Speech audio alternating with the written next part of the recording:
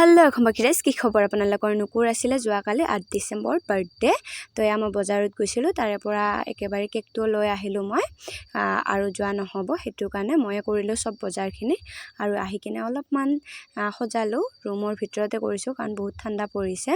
আৰু এয়া সৰুবায়ে বনাই আছে পায়স এফালে পায়সটো ৰেডি হৈ গল আৰু এয়া কেকটো জেঠিমাই ৰেডি কৰিলে বস্তুবিলাক আৰু কেকটো আমি একো ডিজাইন দিয়া নাছিলো বাক কৈছিলো আপুনি যেনেকৈ ভাল পায় তেনেকৈ দি দিব কেকটো খাই বহুত টেস্টি আছিলে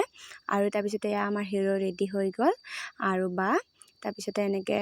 নুকুক চাওকচোন টোপনি লাগিছে তথাপিওতো আৰু থাকিব লাগিব বাৰ্থডে বুলি কাৰণ ইমান ডাঙৰকৈ পতা নাই যোনখিনি নুকুৰ লগত এনি টাইম থাকে সৰু বাচ্চাখিনি খিনিক মাতিছো ডাঙৰ মানুহ মাতা নাই কাৰণ সিম্পলকৈ পাতিছো নুকুৰ পাপাটো ছুটি পোৱা নাই হেতু কাৰণে এনেকৈ আৰু সিম্পলকৈ পাতিলো তো আমাৰ ঘৰৰ মানুহখিনি আছে আৰু ইয়া সৰু সৰু বাচ্চাখিনি সেইখিনিয়ে তো এনেকৈ নুকুৰ ৰেডি হৈ গল টুপিটো নিপিন্ধে কেনেকুৱা কৰি আছে চাওকচোন এতিয়া খৰালে সুপহি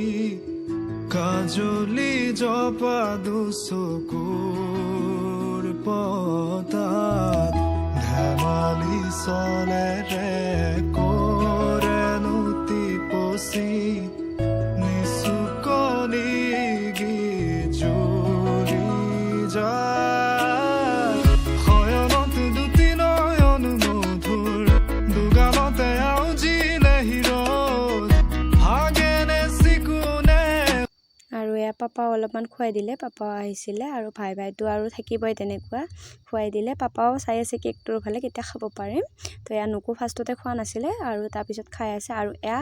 বাৰ গিফ্ট সেইদিনাখন যে দাদাহঁত আহিছিলে কৈছিলোঁ মই তো এয়া এইটোৱে দিব আহিছিলে বনাব দিছিলোঁ মই তো এনেকৈ এয়া নুকু চাওকচোন কেনেকৈ চাই আছে আৰু এখন থৈছোঁ এতিয়া ৰুমৰ ভিতৰত সেইখনে চাই থাকে এনি টাইম আৰু এয়া পায়স আৰু কেক আৰু বুন্দিয়া ভুজা তেনেকৈ চবে খালোঁ সৰু বাচ্চা মিলি কিনে আৰু তাৰপিছতে ঘৰৰ কাৰণে ছাগলীৰ মাংস আৰু ভাত ভাজি দালি তেনেকৈ খালোঁ আৰু আজিলৈ আহিছোঁ।